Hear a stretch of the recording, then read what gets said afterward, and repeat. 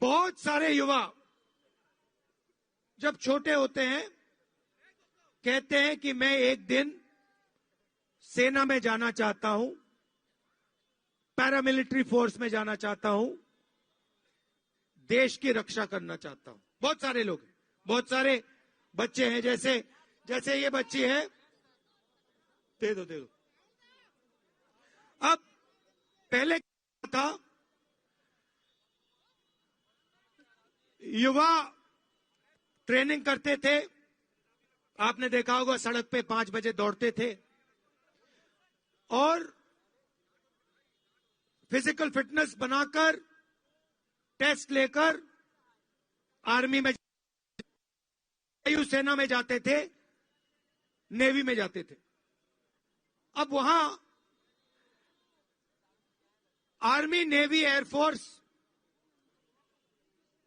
हमारे युवाओं को एक गारंटी देती थी, कहती थी देखो आपने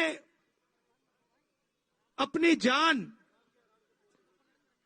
देश के लिए न्यौछावर कर दी है, तो आपने अगर अपनी जान देश के हवाले कर दी है, देश के हाथों में कर दी है, तो हम आपको गारंटी देते हैं जब तक आप जिंदा हो और आपके परिवार के लिए, शहीद होने के बाद आपके परिवार को हिंदुस्तान की सेना, हिंदुस्तान की वायुसेना, हिंदुस्तान की नेवी गारंटी देके आपकी रक्षा करेगी, पेंशन देगी और रक्षा करेगी।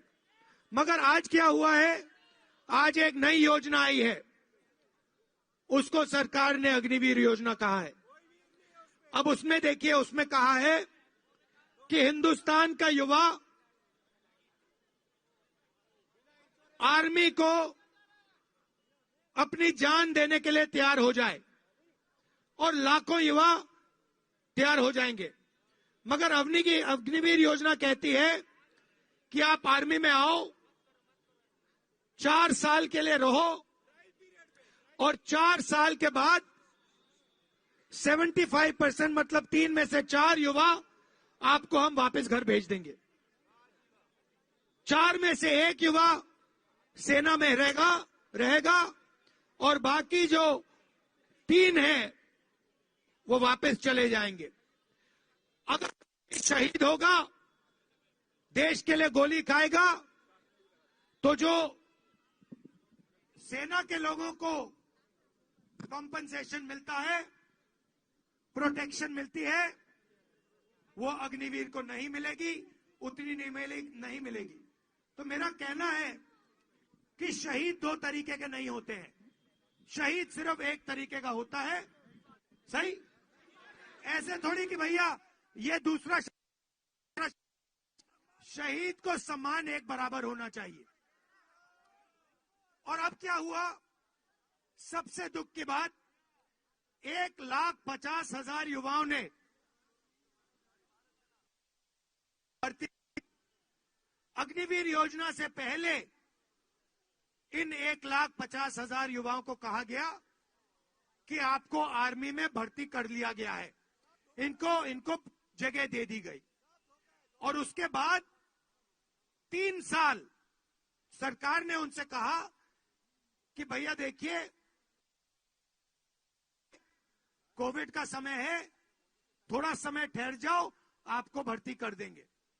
3 साल उनको ऐसे लटका के रखा और 3 साल बाद 1,50,000 हिंदुस्तान के युवाओं को कहा कि तुम्हें ना भर्ती होगी, तुम्हारी ना आर्मी में भर्ती होगी, ना तुम्हें अग्निवीर में जाने देंगे। तो इनके साथ अन्याय हुआ है, अन्याय हुआ है ना। तो ये 50,000 युवा हैं जिन्होंने आर्मी में भर्ती करवा ली थी, इनके खिलाफ अन्याय हो रहा है और ये गलत है। आप बात से सहमत हो? तो ऐसी बातें मैं उठाना चाहता हूं जो देश में अन्याय हो रहा है और पूरे देश में, हर प्रदेश में अलग अलग तरीके से अन्याय हो रहा है। इसलिए मैं आपसे बात करके जो आपके दिल में है उसको समझ के मैं आपके सामने और देश के सामने रखना चाहता हूं।